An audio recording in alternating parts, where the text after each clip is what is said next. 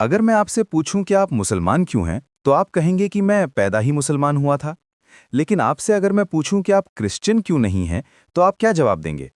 आओ मैं आपको बताता हूं कि मैं क्रिश्चियन क्यों नहीं हूं। क्रिश्चियनिटी में गॉड यानी खुदा का कॉन्सेप्ट इस दुनिया के सबसे कॉम्प्लिकेटेड चीज़ों में से एक है। प्रॉफिट ईसा अलैहिस्सलाम के 381 साल बाद द काउंसिल ऑफ कॉन्स्टेंटिनोपल ने क्रिश्चियनिटी में खुदा का एक नया कॉन्सेप्ट लॉन्च किया, जिसका नाम ट्रिनिटी और उर्दू में जिसे हम तस्लीस भी कहते हैं। आओ ट्रिनिटी यानी तस्लीस के कॉन्सेप्ट को समझते हैं।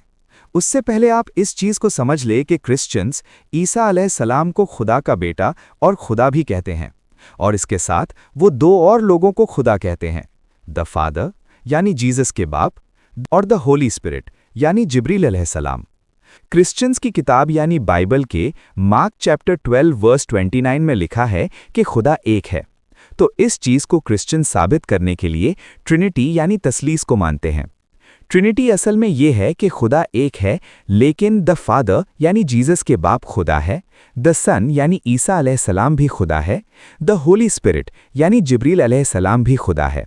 लेकिन द फादर सन नहीं है, द सन होली स्पिरिट नहीं है और द होली स्पिरिट फादर नहीं है, लेकिन खुदा एक ही है।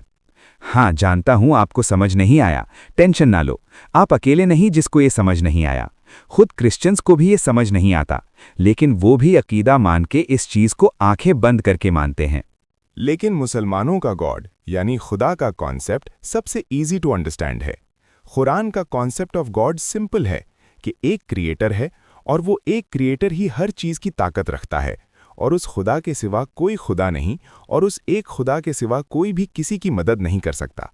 और बाप या बेटा होना ये इंसानों की चीज़ है, और क्रिएटर यानी खालिक खुद की क्रिएशन यानी मखलूक नहीं हो सकता। तो अब आपसे कोई पूछे कि आप क्रिश्चियन क्यों नहीं, तो शायद इस बार आपके पास एक बेहतर जवाब हो।